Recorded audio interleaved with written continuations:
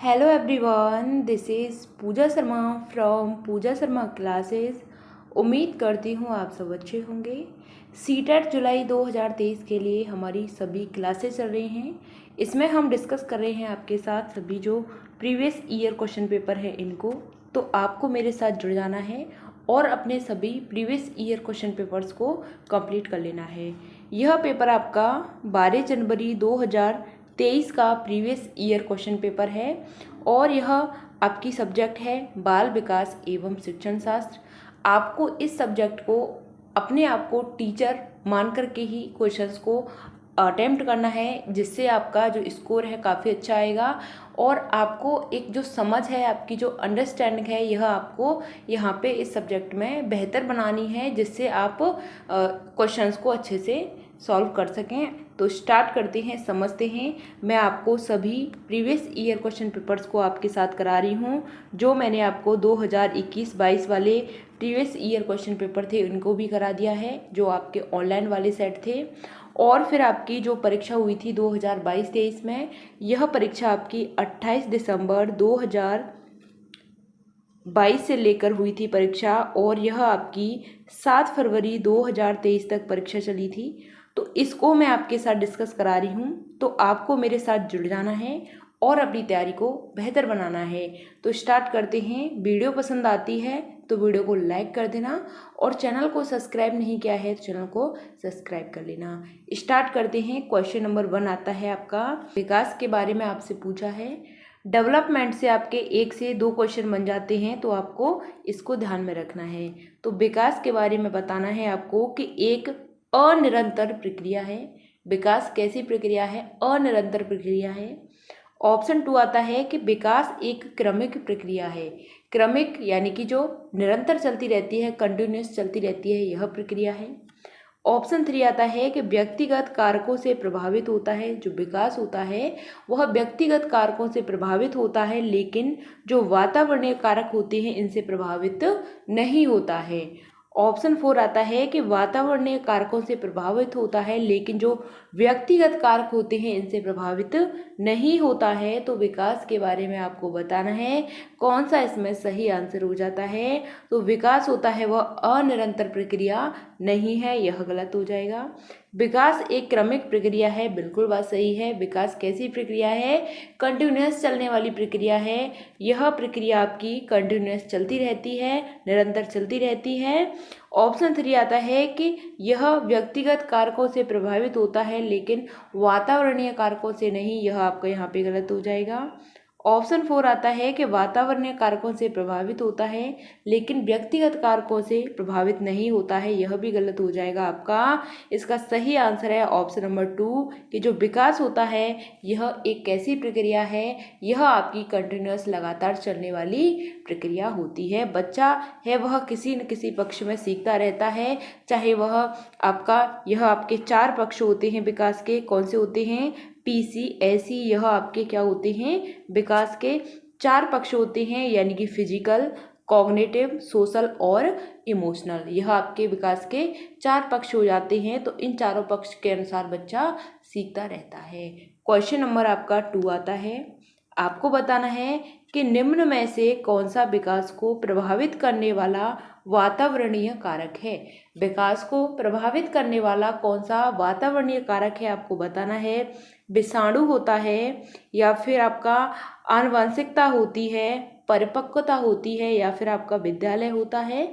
तो question number 2 का आपको सही आंसर बताना है कि निम्नलिखित में से कौन सा प्रभावित करने वाला जो वातावरणीय कारक होता है। तो इसमें आपको वातावरणीय कारक बताना है। इसका सही आंसर होता है आपका कि जो विद्यालय होता है यह आपका क्या है? यह आपका वातावरणीय कारक है। विकास को प्रभावित करने वाला यह क्या है? आपका वातावरणीय कारक है। Option number 4 is the right answer. यहाँ पे आपका वंशाणु यह गलत हो जाएगा। आनुवंशिकता, परिपक्वता, यह आपके यहाँ पे तीनों गलत हो जाते हैं। वातावरण की बात की गई है यहाँ पे, तो आपका क्या आ जाएगा? विद्यालय आ जाएगा।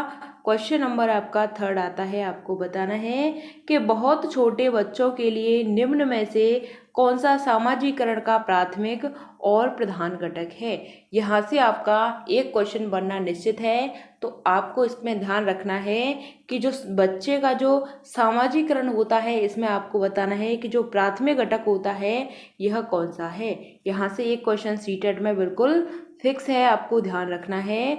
तो यह आपका जनसंचार होता है, यह आपका सांस्कृतिक प्रचलन होता है, विद्यालय होता है, या फिर आपका परिवार होता है।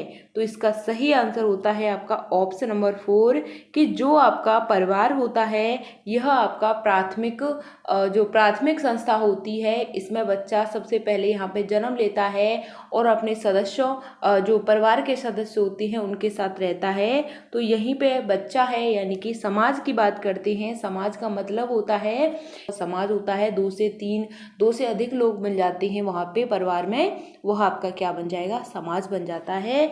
तो यह आपका सामाजिकरण की प्राथमिक संस्था होती है परिवार। और आपको ध्यान रखना है कि जो प्राथमिक संस्था क्या होती है, आपकी परिवार होती है। और आपसे द्वितीय संस्था के रूप में आपसे पूछा जाए तो आपको ध्यान में रखना है कि परिवार के बाद में जो भी आपका आता है, जैसे आपका विद्यालय आ जाता है, आपका आस पड़ोस आ जाता है, आपका मीडिया आ जाता है, जनसंचार आ जाता है, यह आपके क्या होते हैं, यह आपके द्वितीय कारक के अंतर्गत आते हैं। प्राथमिक के अंतर्गत आपका परिवार आ जाएगा, द्वितीय के अंतर्गत आपके विद्यालय, मीडिया और जो समाज है आपका आस पड़ोस है, यह आपके आ जाएंगे। आपको ध्यान में रखना है हमेशा, प्राथमिक की बात की जाए तो आपका क्या आ जाएगा, प्राथमिक में बात की जाए तो आपका हमेशा परिवार आता है, सेकेंडरी में आपका बाद बाकी के सभी आ जाते हैं। क्वेश्चन नंबर 4 आता है आपका कि जीन पियाजे के संज्ञानात्मक विकास सिद्धांत के अनुसार आपको बताना है कि किस चरण पर अनैच्छिक क्रियाएं अधिगम का प्रधान और माध्यम होती हैं। जीन पियाजे के संज्ञानात्मक विकास के सिद्धांत के अनुसार किस चरण पर अनैच्छिक क्रियाएं अधिगम का प्रधान और माध्यम होती हैं, तो वह आपकी संवेदी गामक होती हैं, पूर्व संक्रियात्मक अवस्था होती है, मूर्त संक्रियात्मक अवस्था होती है, या फिर आपकी औपचारिक संक्रियात्मक अवस्था होती है। क्वेश्चन नंबर 4 का आपको सही आंसर बताना है कि वह आपकी क्या कहलाती है, कि जीन पियाजे के अनुसार संज्ञानात्मक विकास सिद्धांत के अनुसार किस चरण पर अनैच्छिक क्रियाएं अधिगम का प्रधान और क्या होती हैं, माध्यम होती हैं। यह आपकी क्या कहलाएंगी, यह आपकी संवेदी गामक अवस्था कहलाती है। कौन सी कहलाती है, संवेदी गामक अवस्था कहलाती है, जो आपकी 0 से 2 वर्ष की अवस्था होती है। 0 से 2 वर्ष की अवस्था होती है संवेदी गामक। पूर्व संक्रियात्मक की बात करें तो यह आपकी 2 से 7 वर्ष की अवस्था होती है। नेक्स्ट बात करते हैं मूर्त की, तो यह आपकी 7 से 11 वर्ष की अवस्था होती है। आगे बात करते हैं तो यह आपकी 11 से 15 वर्ष की अवस्था होती है। तो आपको यहाँ पे ध्यान में रखना है। यहाँ तक बात क्लियर। क्वेश्चन नंबर आपका नेक्स्ट आता है, आपको बताना है जीन पियाजे के अनुसार नई जानकारी की समझ बनाने के लिए मौजूदा स्कीमा में बदलाव की प्रक्रिया क्या कहलाती है। जीन पियाजे के अनुसार आपको बताना है, जीन पियाजे से भी आपके 2 क्वेश्चन बन जाते हैं, यहाँ से आपका सीटेट में 2 क्वेश्चन फिक्स हैं। जीन पियाजे के अनुसार नई जानकारी की समझ बनाने के लिए मौजूदा स्कीमा में बदलाव की प्रक्रिया क्या कहलाती है, आपको बताना है। यह आपका केंद्रीकरण कहलाती है, यह आपका समायोजन कहलाती है, यह आपका असंतुलिनीकरण कहलाती है, या फिर संविदन कहलाती है। तो जो आपकी नई जानकारी की समझ बनाने के लिए जो आपका स्कीमा में जो बदलाव की प्रक्रिया होती है वह आपकी समायोजन कहलाती है। क्या कहलाती है, समायोजन कहलाती है। Option number 2 is the right answer. Question number आपका 6 आता है, आपको बताना है कि समीपस्थ विकास का क्षेत्र संप्रत्यय निम्न में से किसने प्रतिपादित किया था। समीपस्थ विकास का क्षेत्र संप्रत्यय निम्न में से किसने प्रतिपादित किया था, तो जेरोम ब्रूनर ने, B.F. स्किनर ने, लेव वाइगोत्स्की ने, या फिर हार्वर्ड गार्डनर ने। क्वेश्चन नंबर 6 का आपको सही आंसर बताना है कि समीपस्थ विकास का जो क्षेत्र है इसका संप्रत्यय निम्न में से किसने प्रतिपादित किया था, तो यह आपका समीपस्थ विकास का जो क्षेत्र है इसका सांप्रत्य आपका किसने प्रतिपादित किया था? तो इसका सही आंसर होता है आपका लेव वाइगोत्स्की। कौन होते हैं? लेव वाइगोत्स्की होते हैं। इनके बारे में थोड़ा सा जानते हैं। तो जहाँ पे आपको यह बात करते हैं हमेशा किसकी? समाज की। किसकी बात करते हैं? समाज की बात करते हैं और संस्कृति की बात करते हैं। किसकी बात करते हैं? समाज संस्कृति की बात करते हैं। इनके 3 टूल्स हैं। टूल्स मतलब यानी कि यह यंत्र होते हैं। तो कौन कौन से होते हैं? तो आपका S, C और L। SCL यानी कि सोशल यानी कि जो सामाजिक होता है, कल्चरल जो संस्कृति होती है, L मतलब जो आपकी लैंग्वेज होती है, भाषा होती है। यह इनके क्या हो जाते हैं? 3 टूल हो जाते हैं। ऑप्शन नंबर यहाँ पे आपका 3 सही आंसर हो जाता है कि जो समीपस्थ विकास का क्षेत्र होता है इसका प्रतिपादित आपका किसने किया था? लेव वाइगोत्स्की ने किया था। क्वेश्चन नंबर 7 आता है आपका कि लेव वाइगोत्स्की ने विकास को यहाँ पे आपको बताना है से मैं बदलाव के रूप में परिकल्पित किया है। लेव वाइगोत्स्की ने विकास को इसमें बताना है कि बदलाव के रूप में परिकल्पित किया है। तो स्कीमा और संप्रत्यय होता है। सामाजिक स्तर व सहभागी क्रियाओं को अनुग्रहित प्रक्रियाएं होती हैं। अनैच्छिक क्रियाएं या स्कीमा होता है। व्यक्तिगत क्रियाओं से बाह्य प्रक्रियाएं होती हैं। तो क्वेश्चन नंबर 7 का आपको सही आंसर बताना है। तो इसका सही आंसर होता है आपका लेव वाइगोत्स्की। जहाँ पे समाज संस्कृति पीयर ग्रुप की बात आ जाती है वहाँ पे आपका सही आंसर होता है। स्कीमा की बात कौन करते हैं? जीन पियाजे करते हैं। यह गलत हो जाएगा। यहाँ पे भी स्कीमा दे रखा है तो जीन पियाजे आ जाएंगे। बाह्य प्रक्रिया के बारे में बात की गई है। व्यक्तिगत क्रियाओं के बाह्य कारक होते हैं। यह युंग बात करते हैं। तो इसका सही आंसर होता है ऑप्शन नंबर 2 कि जो सामाजिक स्तर पर सहभागी क्रियाओं को अनुग्रहित जो प्रक्रियाएं होती हैं इनमें बदलाव के रूप में क्या करती हैं?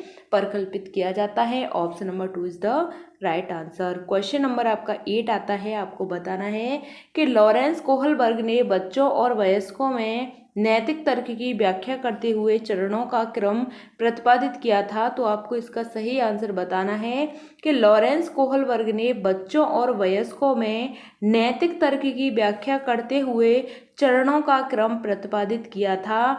तो कितने चरणों का क्रम है वह प्रतिपादित किया है? तो इसका सही आंसर बताना है 4, 6, 8 या फिर आपका 10 आता है।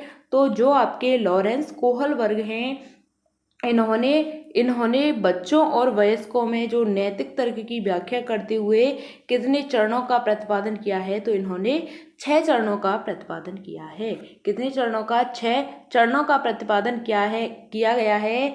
स्तर की बात करते हैं तो इनके क्या होते हैं? 3 स्तर होते हैं। 3 स्तरों में आपके यह 6 चरण हो जाते हैं। Option number 2 is the right answer. Question number आपका 9 आता है। आपको बताना है कि संरचनावादी उपागम के अनुसार निम्न में से कौन से घटक को विद्यार्थियों में नहीं बढ़ाना चाहिए? संरचनावादी उपागम के अनुसार निम्न में से कौन से घटक को विद्यार्थियों में नहीं बढ़ाना चाहिए? तो यह आपका समस्या समाधान होता है, निर्देशित खोज होती है, संयोजी अनुमान होता है या फिर कंठस्थ स्मरण होता है। क्वेश्चन नंबर 9 का आपको सही आंसर बताना है कि संरचनावादी उपागम के अनुसार निम्न में से कौन से घटक को विद्यार्थियों में नहीं बढ़ाना चाहिए? नहीं की बात की गई है, नेगेटिव की बात की गई है। तो आपको बताना है नहीं बढ़ाना चाहिए। प्रॉब्लम सॉल्विंग की बात आती है तो यह आपका सही होता है यहाँ पे, क्योंकि यहाँ पे आपसे नहीं पूछा है तो इसलिए आपका यह क्या हो जाएगा? गलत हो जाएगा, क्योंकि यह आपका क्या है? पॉजिटिव है। यहाँ पे नेगेटिव पूछा है तो आपको नेगेटिव की तरफ जाना है। ठीक, निर्देशित खोज होती है, डिस्कवरी होती है, यह भी आपका पॉजिटिव होती है। सहयोगी अनुमान होता है, यह भी आपका पॉजिटिव होता है। कंठस्थ स्मरण होता है, यह आपका नेगेटिव होता है, इसलिए यह आपका सही हो जाता है। Option number 4 is the right answer. क्या हो जाता है? Option number 4 is the right answer कि इसमें पूछा है नहीं बढ़ाना चाहिए तो कंठस्थ जो स्मरण होता है इन चीज़ों पर हमें नहीं बढ़ाना चाहिए। इन चीज़ों पर बच्चे को ज़्यादा ध्यान नहीं देना चाहिए। क्वेश्चन नंबर 10 आता है आपका कि बुद्धि लब्धि IQ होता है आपका, इन परीक्षणों के संदर्भ में निम्नलिखित में से कौन सा कथन सही है? आपको बताना है कि वे बहुत व्यापक तरीके से बुद्धि को मापते हैं। बुद्धि लब्धि परीक्षणों में मापने की एक निश्चित प्रकार की त्रुटि है। बुद्धि लब्धि परीक्षण किसी भी प्रकार के सांस्कृतिक पूर्वाग्रह से मुक्त होते हैं। बुद्धि लब्धि परीक्षण हमेशा अत्यधिक विश्वसनीय होते हैं। तो क्वेश्चन नंबर 10 का सही आंसर बताना है कि जो आपकी बुद्धि लब्धि होती है, इनके परीक्षणों के संदर्भ में निम्नलिखित में से कौन सा कथन सही होता है? तो वे बहुत व्यापक तरीके से बुद्धि को मापते हैं, यह गलत हो जाएगा आपका। बुद्धि लब्धि परीक्षण को मापने में एक निश्चित प्रकार की त्रुटि है, यह बात आपकी यहाँ पे सही हो जाएगी कि एक निश्चित प्रकार की क्या है, त्रुटि है। बुद्धि लब्धि परीक्षण किसी भी प्रकार की सांस्कृतिक पूर्वाग्रह से मुक्त है, यह गलत हो जाएगा। बुद्धि लब्धि परीक्षण हमेशा अत्यधिक विश्वसनीय होते हैं, यह गलत हो जाएगा। Option number 2 is the right answer. बुद्धि लब्धि परीक्षण के संदर्भ में सही पूछा है आपसे, तो बुद्धि लब्धि परीक्षणों में मापने की एक निश्चित प्रकार की क्या होती है, त्रुटि होती है। क्वेश्चन नंबर आपका 11 आता है, आपको बताना है सिद्धांतवादी भाषा और विचार के मध्य संबंध की अवधारणात्मक समझ के बारे में मतभेद रखते हैं, जबकि जीन पियाजे का मानना है कि इनको प्रभावित करता है। लेव वाइगोत्स्की का सुझाव है इसको निर्देशित करता है या करती है, आपको बताना है। यह आपका संज्ञान भाषा और भाषा विचार होता है। भाषा संज्ञान विचार और भाषा होती है। यह आपका वातावरण भाषा आनुवंशिकता और विचार होता है। विचार आनुवंशिकता भाषा और वातावरण होता है। तो आपको बताना है कि सिद्धांतवादी भाषा और विचार के मध्य में संबंध की जो अवधारणा होती है, इसकी समझ के बारे में मतभेद रखते हुए जीन पियाजे के अनुसार बताना है आपको, और लेव वाइगोत्स्की के अनुसार आपको दोनों के अनुसार बताना है। तो कौन सा आपका यहाँ पे सही होता है?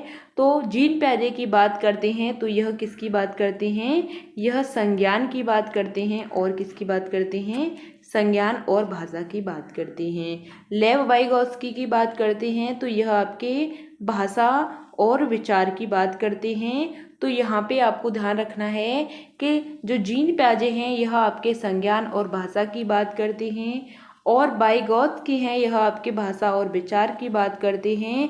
तो क्वेश्चन नंबर 11 का आपको सही आंसर बताना है। तो जो संज्ञान भाषा और भाषा विचार होता है, यही आपका यहाँ पे सही आंसर हो जाता है। बाकी आपके सभी गलत हो जाते हैं। Option number 1 is the right answer. Question number आपका 12 आता है, आपको बताना है कि पाठ्य पुस्तकों में महिलाओं की तुलना में पुरुषों का अधिक प्रतिनिधित्व होना किसका उदाहरण है? आपको बताना है जेंडर पूर्वाग्रह होता है, जेंडर समता होता है, जेंडर समानता होता है, जेंडर निष्पक्षता होता है। क्वेश्चन नंबर 12 का आंसर बताना है आपको कि पाठ्य पुस्तकों में महिलाओं की तुलना में पुरुषों का अधिक प्रतिनिधित्व होना किसका उदाहरण हो जाता है? तो यह आपका हो जाता है जेंडर पूर्वाग्रह। क्या हो जाता है? जेंडर पूर्वाग्रह हो जाता है कि महिलाओं की तुलना में क्या करना, पुरुषों का अधिक प्रतिनिधित्व होना, यह आपका क्या कहलाता है? यह आपका जेंडर पूर्वाग्रह कहलाता है। Option number 1 is the right answer. Gender समता, जेंडर समानता, जेंडर निष्पक्षता, यह आपके गलत हो जाते हैं। क्वेश्चन नंबर आपका 13 आता है, आपको बताना है कि देखो यहाँ पे आपसे यह इसमें से लिंक से आपका एक क्वेश्चन बनता है। इसमें कहा गया है कि पाठ्य पुस्तकों में महिलाओं की तुलना में पुरुषों का अधिक प्रतिनिधित्व होना किसका उदाहरण है? तो महिलाओं की तुलना में पुरुषों का क्या हो रहा है? अत्यधिक प्रतिनिधित्व हो रहा है। तो यह किसके अनुसार हो रहा है? जो जेंडर पूर्वाग्रह होते हैं, यानी कि जो समाज में पहले से चली आ रही रीतियाँ होती हैं उनके अनुसार होता है। तो इसका सही आंसर होता है ऑप्शन नंबर 1। क्वेश्चन नंबर आपका 13 आता है कि एक शिक्षक शिक्षिका के बारे में आपको बताना है। तो पढ़ाने के दौरान विद्यार्थियों को सीखने की गति पर ध्यान देना चाहिए। पढ़ाने के दौरान विद्यार्थियों को सीखने की गति पर ध्यान देना चाहिए। पढ़ाने के दौरान विद्यार्थियों के सीखने की गति को अनदेखा कर देना चाहिए। केवल अच्छा निष्पादन करने के लिए विद्यार्थियों की गति पर ध्यान देना चाहिए। विद्यार्थियों को सीखने की गति में व्यक्तिगत भिन्नताओं की अनदेखी करनी चाहिए। क्वेश्चन नंबर 13 का सही आंसर आपको बताना है कि एक शिक्षक शिक्षिका को क्या करना चाहिए। तो पढ़ाने के दौरान विद्यार्थी की जो सीखने की गति है उस पर ध्यान देना चाहिए। यह आपका यहाँ पे सही आंसर हो जाएगा। सीखने की गति को अनदेखा करना यह आपका नेगेटिव हो जाएगा। केवल आ जाता है वह आपका गलत हो जाता है। और यहाँ पे फिर भी आपको यहाँ पे अनदेखी दे रखा है, यह भी गलत हो जाएगा। तो इसका सही आंसर होता है ऑप्शन नंबर 1। क्वेश्चन नंबर आपका 14 आता है, आपको बताना है कि सीखने के उद्देश्य हेतु आकलन का उपयोग करने के लिए एक शिक्षक को क्या करना चाहिए। तो वह बताना है आपको कि सीखने के उद्देश्य हेतु आकलन का उपयोग करने के लिए एक शिक्षक को चाहिए कि वह सत्र के अंत में परीक्षा का आयोजन करे, केवल मानकीकृत परीक्षणों का उपयोग करे, चल रही गतिविधियों में बच्चों की भागीदारियों के आधार पर आकलन करे, सभी के लिए अर्धवार्षिक परीक्षा अनिवार्य करे। तो क्वेश्चन नंबर 14 का आपको आंसर बताना है कि सीखने के उद्देश्य हेतु आकलन का उपयोग करने के लिए एक शिक्षक को क्या चाहिए। तो इसका सही आंसर आपको बताना है कि सत्र के अंत में चल रही परीक्षा का आयोजन करना चाहिए। तो यह आपका गलत हो जाएगा। मानकीकृत आ जाए आपका यहाँ पे बिल्कुल गलत हो जाता है। चल रही गतिविधियों में बच्चों की भागीदारी के आधार पर आकलन करना चाहिए। तो बिल्कुल बात सही लग रही है कि भागीदारी के आधार पर क्या करना है, उसका आकलन करना है। सभी बच्चों के लिए अर्धवार्षिक जो परीक्षा होती है यह कराई जाए। तो यह आपका गलत हो जाता है। Option number 3 is the right answer कि जो चल रही गतिविधि होती हैं यह बच्चों की भागीदारी के आधार पर आकलन करें। यह आपका सही आंसर हो जाता है। क्वेश्चन नंबर 15 आता है आपका कि निम्न में से किसके द्वारा विद्यार्थियों में समालोचनात्मक चिंतन में बाधा पड़ने की संभावना है। आपको बताना है कि जो समालोचनात्मक सोच होती है इसमें बाधा पड़ने की संभावना हो जाती है। तो यह आपके अनुरूपकों के प्रयोग को बढ़ावा देने से होती है, खुले अंत वाले प्रश्न पूछने से होती है, गहन चिंतन के लिए समय प्रदान करने से होती है, या रटकर याद करने कंठस्थीकरण को प्रोत्साहित करने से होती है। तो क्वेश्चन नंबर 15 का आपको आंसर बताना है। जो समालोचनात्मक सोच होती है इसके चिंतन में बाधा पड़ने की संभावना कब हो जाती है। तो इसका सही आंसर बताना है कि अनुरूपों के अनुसार प्रयोग को बढ़ावा देने से यह आपका गलत हो जाएगा, खुले अंत वाले प्रश्न पूछने से यह गलत हो जाएगा, गहन चिंतन के लिए समय प्रदान करने से गलत हो जाएगा। यह आपका यहाँ पे सही होता है कि रटकर याद करने कंठस्थीकरण को प्रोत्साहित करने से।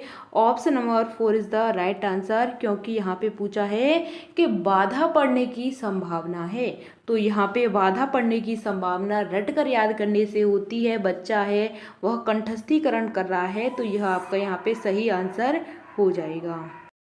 क्वेश्चन नंबर 16 आता है आपका कि निम्न सामाजिक आर्थिक समूहों से संबंध रखने वाले विद्यार्थियों के सफल समावेशन हेतु कौन सी बात महत्वपूर्ण होती है।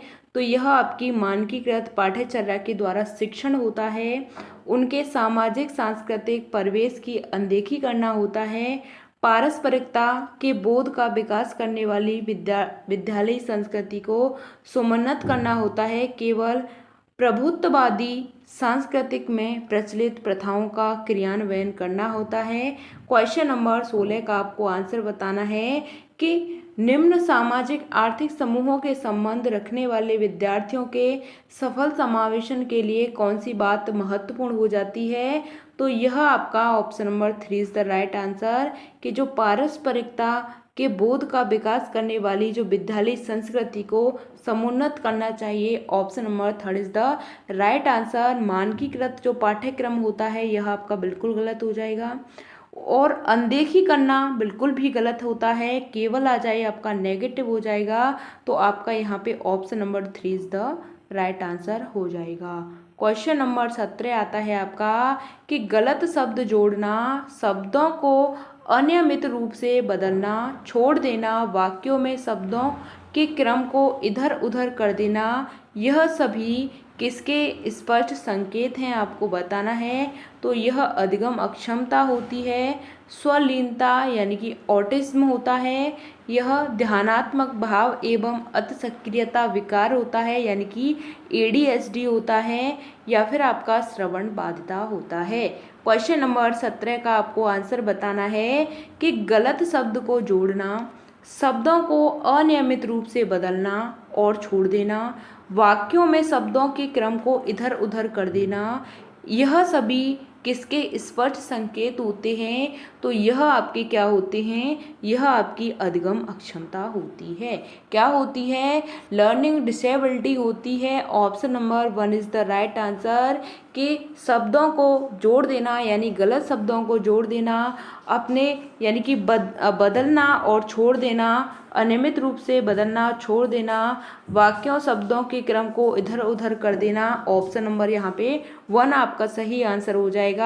यह आपकी अधिगम अक्षमता होती है। क्वेश्चन नंबर 18 आता है आपका कि दृष्टिबाधित विद्यार्थियों के समावेशन को सफल बनाने के लिए निम्नलिखित में से कौन सा कारक एक बाधक बन सकता है। तो आपको इसका आंसर बताना है कि इलेक्ट्रॉनिक रूप से अभिरूपित व्याख्यान टिप्पणियाँ जो नोट होते हैं आपके, यह होता है जो बाधक बनता है। ऑप्शन 2 आता है कि रिकॉर्ड किए गए श्रव्य व्याख्यान होते हैं, चित्रात्मक सामग्रियों के स्पर्शनीय प्रतिमान मॉडल होते हैं। ऑप्शन 4 आता है कि लिखित विवरण और आरेख होते हैं। तो आपको इसका सही आंसर बताना है कि जो दृष्टिबाधित विद्यार्थियों के समावेशन को सफल बनाने के लिए निम्नलिखित में से कौन सा कारक है, वह क्या बन जाता है, वह बाधक बन जाता है। तो इसका आपको आंसर बताना है। तो इलेक्ट्रॉनिक रूप से अभिरूपित व्याख्यान और टिप्पणियाँ होती हैं, यह आपके बाधक बन जाते हैं। तो यह आपके बाधक नहीं बनते हैं, यह आपका यहाँ पे गलत हो जाता है। रिकॉर्ड किए गए श्रव्य व्याख्यान होते हैं, यह दृष्टिबाधित बच्चों के लिए बाधक बनते हैं, तो यह बात भी गलत हो जाती है। चित्रात्मक सामग्रियों के स्पर्शनीय प्रतिमान मॉडल होते हैं, यह बाधक बनते हैं, तो यह बात भी आपकी क्या हो जाती है, गलत हो जाती है। ऑप्शन नंबर 4 आपका सही हो जाता है कि लिखित विवरण और आरेख होते हैं, यह क्या बनते हैं, दृष्टिबाधित बच्चों के लिए क्या बन जाते हैं, बाधक बन जाते हैं। Option number 4 is the right answer. Question number next आता है आपका कि स्वलीनता ग्रसित विद्यार्थी विशिष्ट रूप से किस व्यवहार को प्रदर्शित करते हैं। आपको बताना है कि स्वलीनता ग्रसित विद्यार्थी होते हैं विशिष्ट रूप से किस व्यवहार को प्रदर्शित करते हैं। तो उत्कृष्ट मौखिक संप्रेषण कौशल को, अतिक्रियाशीलता को, पुनरावृत्ति आचरण व्यवहार को, सामाजिक अंतःक्रियाओं के लिए उत्साह को। तो क्वेश्चन नंबर 19 का आपको सही आंसर बताना है कि जो स्वलीनता ग्रसित विद्यार्थी है इसमें विशिष्ट रूप से व्यवहार को प्रदर्शित करते हैं। तो कौन से व्यवहार को यह प्रदर्शित करते हैं, तो उत्कृष्ट मौखिक संप्रेषण कौशल को, यह बात आपकी क्या हो जाएगी, गलत हो जाएगी। अतिक्रियाशीलता को, यह भी गलत हो जाता है। पुनरावृत्तीय आचरण और व्यवहार को, यह बात आपकी क्या हो जाती है, सही हो जाती है। सामाजिक अंतःक्रियाओं के लिए उत्साह, यह भी गलत हो जाता है। Option number 3 is the right answer कि जो पुनरावृत्ति आचरण व्यवहार होते हैं, यह आपका यहाँ पे सही आंसर हो जाता है। क्वेश्चन नंबर आपका 20 आता है, आपको बताना है प्रतिभाशाली विद्यार्थियों के बारे में निम्नलिखित में से कौन सा सही है। तो जो प्रतिभाशाली विद्यार्थी होते हैं इनके बारे में कौन सा सही होता है, तो वे अत्यधिक प्रयासों के द्वारा सीखते हैं, यह सही होता है। वे जानकारी को समझने के लिए समय लेते हैं यानी अधिक समय लेते हैं। ऑप्शन 3 आता है कि उनमें औसत से अधिक क्षमता होती है। ऑप्शन 4 आता है उनके विचारों में रचनात्मकता मौलिकता की कमी होती है। तो क्वेश्चन नंबर 20 का आपको सही आंसर बताना है कि जो प्रतिभाशाली बच्चे होते हैं, गॉड गिफ्टेड बच्चे होते हैं, इन विद्यार्थियों के बारे में कौन सा कथन है वह सही हो जाता है। तो इसका आंसर बताना है कि वे अत्यधिक प्रयासों के द्वारा सीखते हैं। तो यह बात गलत है कि वह ज़्यादा प्रयासों के बाद ही सीख पाते हैं, क्योंकि बच्चे कैसे हैं, प्रतिभाशाली हैं, तो वह उनकी जो कैचिंग पावर होती है बहुत ही ज़्यादा हाई होती है। यहाँ पे यह गलत हो जाएगा। वे जानकारी को समझने में अधिक समय लेते हैं, तो यह भी गलत हो जाएगा। जानकारी को समझने में बहुत ज़्यादा समय नहीं लेते हैं, क्योंकि यह कम समय में भी अच्छा स्कोर करके दिखा देते हैं। जो आपके प्रतिभाशाली बच्चे होते हैं उनके औसत से अधिक क्षमता होती है। बिल्कुल बात सही है कि एवरेज से अधिक उनकी क्या होती है, क्षमता होती है। Option number 3 is the right answer. उनके विचारों में रचनात्मकता, मौलिकता में कमी की बात की गई है, तो यह आपका यहाँ पे गलत हो जाएगा। Option number 3 is the right answer. Question number आपका 21 आता है। कथन और रीजन से आपके क्वेश्चंस बनने लगे हैं, तो यहाँ से आपके 2 क्वेश्चंस बन जाते हैं। क्वेश्चन नंबर 1 आता है कि प्राथमिक कक्षाओं में विद्यार्थी को पढ़ाने के लिए शिक्षक को प्रमुख रूप से व्याख्यान पद्धति का उपयोग करना चाहिए। तो प्राथमिक कक्षाओं में विद्यार्थी को पढ़ाने के लिए एक शिक्षक को व्याख्यान पद्धति का प्रयोग करना चाहिए। और यहाँ पे तर्क दे रखा है रीजन कि सीखने की प्रक्रिया सबसे ज़्यादा तब अधिक प्रभावी होती है जब निष्क्रिय श्रवण के माध्यम के द्वारा सीखी जाती है। तो आपको यहाँ पे इसका सही विकल्प चुनना है। कौन सा आपका यहाँ पे सही हो जाता है कि ए और आर दोनों सही हैं, आर ए की सही व्याख्या करता है। ए और आर दोनों सही हैं, आर ए की सही व्याख्या नहीं है। ए सही है लेकिन आर गलत है। ए और आर हैं वह दोनों गलत हैं, तो इसका सही आंसर होता है ऑप्शन नंबर 4 कि ए और आर हैं यह क्या हो जाते हैं, दोनों गलत हो जाते हैं। यहाँ पे जैसे प्राथमिक कक्षाओं में विद्यार्थी को पढ़ाने के लिए शिक्षक को प्रमुख रूप से जो व्याख्यान पद्धति है इसका प्रयोग करना चाहिए, तो हमें व्याख्यान पद्धति का प्रयोग नहीं करना चाहिए, क्योंकि यहाँ पे जो प्राथमिक कक्षा हैं इनमें हम व्याख्यान पद्धति का प्रयोग नहीं कर सकते हैं, तो यह गलत हो जाता है। सीखने की प्रक्रिया सबसे ज़्यादा तब प्रभावी होती है जब निष्क्रिय श्रवण के माध्यम के द्वारा सीखते हैं, तो यह आपका यहाँ पे गलत हो जाता है। ऑप्शन नंबर यहाँ पे आपका 4 सही हो जाता है, क्योंकि ए और आर हैं दोनों क्या हो जाएंगे आपके, यह गलत हो जाते हैं। क्वेश्चन नंबर आपका 22 आता है। आपको बताना है कि वास्तविक दुनिया के संदर्भों में सीखने के लिए जो मस्तिष्क है यहाँ पे आपको बताना है, इसलिए विद्यालयों को अधिगम पर जोर देना चाहिए। तो सक्षम रचनात्मकता पर, असक्षम अन्वेषण पर, सक्षम पाठ्य पुस्तक आधारित, असक्षम गैर संदर्भित। तो क्वेश्चन नंबर 22 का आपको सही आंसर बताना है कि वास्तविक दुनिया के संदर्भों में सीखने के मस्तिष्क के लिए, इसलिए इसमें विद्यार्थियों को अधिगम पर जोर देना चाहिए। तो इसका सही आंसर होता है जो मस्तिष्क होता है कैसा होना चाहिए, सक्षम, इसलिए विद्यार्थियों को रचनात्मकता पर जोर देना चाहिए। किस पर, रचनात्मकता की बात की गई है। Option number 1 is the right answer. यहाँ पे असक्षम यह गलत हो जाएगा, पाठ्य पुस्तक गलत हो जाएगा, गैर संदर्भित यह गलत हो जाएगा। तो ऑप्शन नंबर 1 आपका यहाँ पे सही आंसर हो जाता है। क्वेश्चन नंबर आपका 23 आता है। आपको बताना है रचनावाद किसका समर्थन करता है। जो रचनावाद होता है यह किस चीज का समर्थन करता है, आपको बताना है कि शिक्षार्थियों के द्वारा नए ज्ञान के सृजन का, शिक्षकों के द्वारा नए ज्ञान की अस्वीकृतता को। ऑप्शन 3 आता है कि पहले से अर्जित ज्ञान के पुनरुत्पादन को, या रटकर याद किए गए ज्ञान के प्रदर्शन का।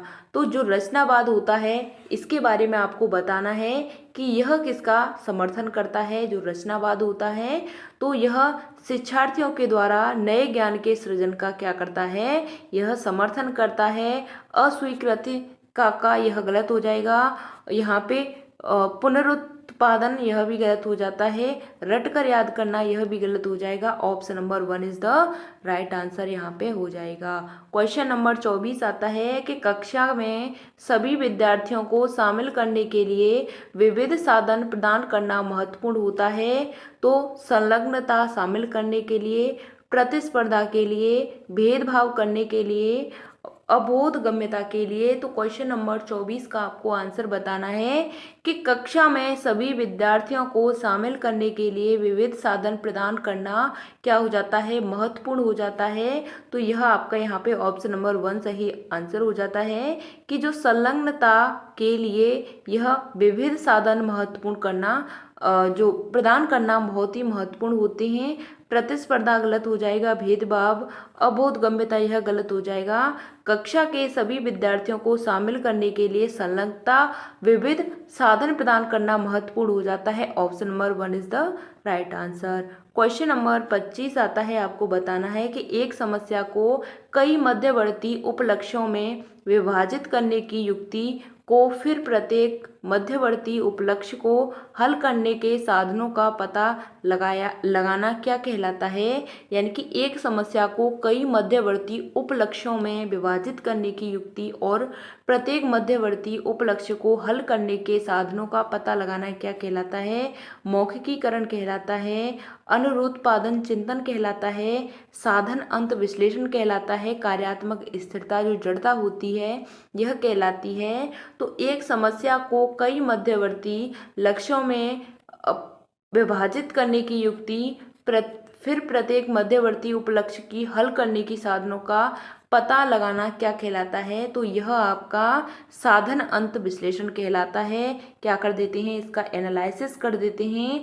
Option number 3 is the right answer. मौखिकरण, अनुरूत्पादन चिंतन गलत हो जाता है, स्थिरता जड़ता यह गलत हो जाता है। ऑप्शन नंबर 3 आपका यहाँ पे सही हो जाता है कि साधन अंत विश्लेषण।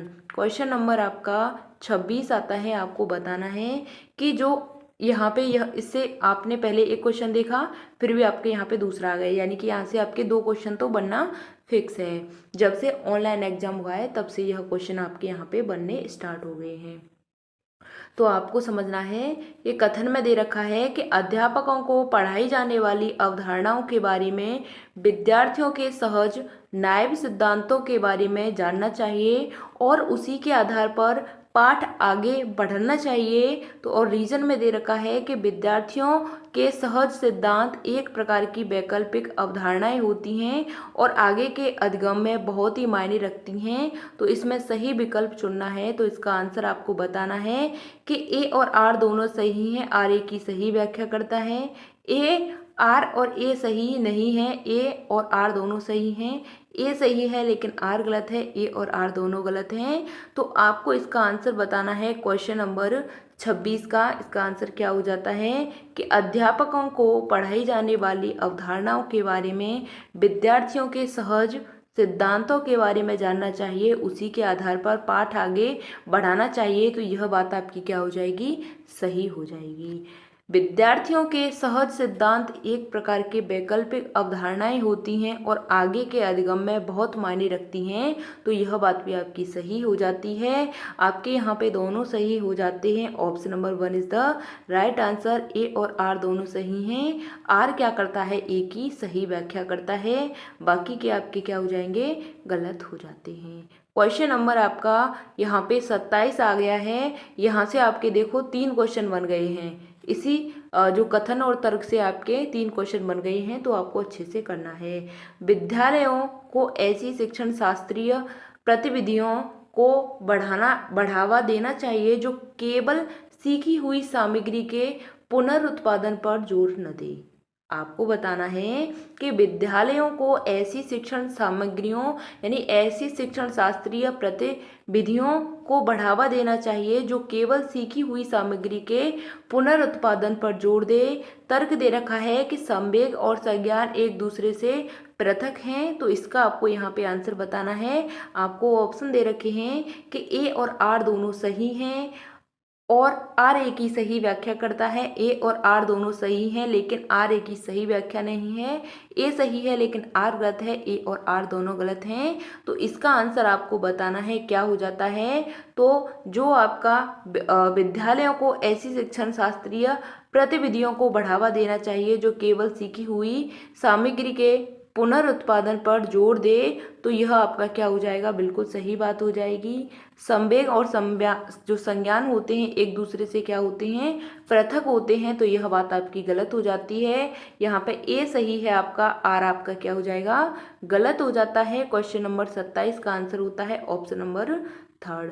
क्वेश्चन नंबर आपका 28 आता है, आपको बताना है निम्नलिखित में से कौन सा आंतरिक अभिप्रेरणा का एक उदाहरण है।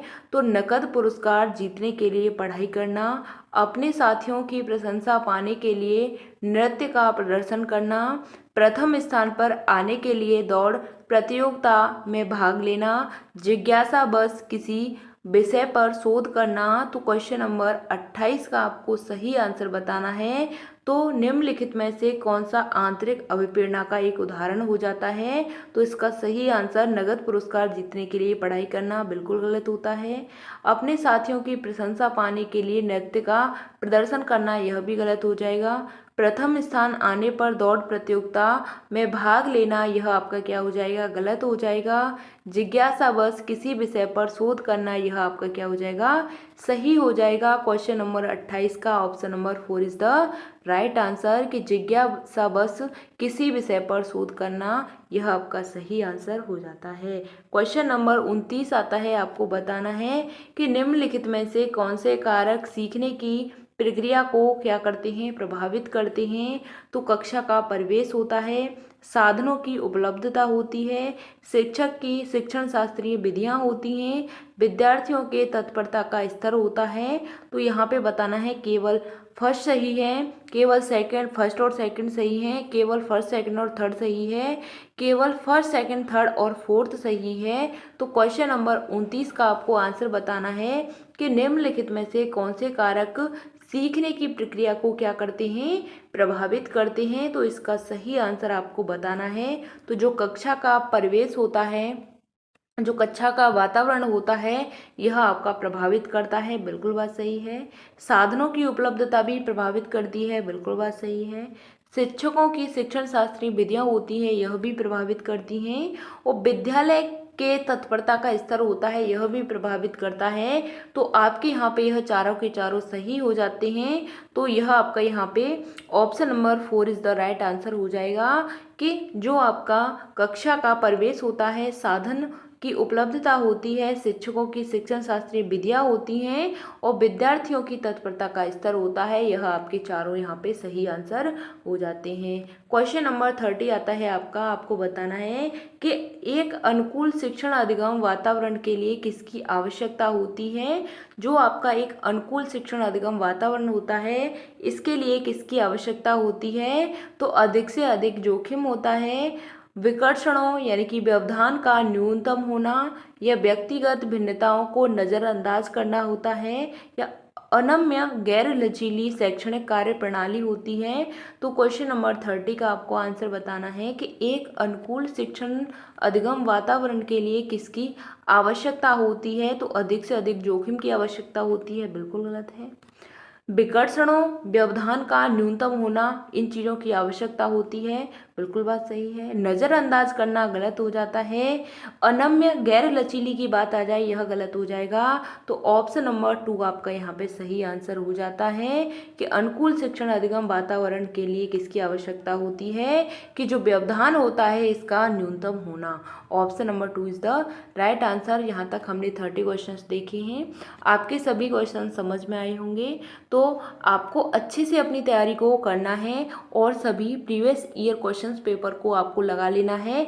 खासकर जो आपके ऑनलाइन जो परीक्षाएं हुई हैं, इनको तो आप सभी को लगा लीजिएगा। इससे क्या होगा कि आपकी जो अंडरस्टैंडिंग है, जो समझ है, वह बेहतर हो जाएगी। तो आपको अपनी समझ को बेहतर करना है सीटेट के एग्ज़ाम में। तो आपको यहाँ से इनको सभी को कर लेना है और आपको सिलेबस के अकॉर्डिंग मैं क्लासेस भी कराऊंगी। आपके पास अभी देखो ज़्यादा समय नहीं है, क्योंकि 20 अगस्त का एग्ज़ाम है। तो आपको क्या करना है, इस मंथ में जो आपका अब क्या चल रहा है, आपका जून है, जून चल रही है आपकी।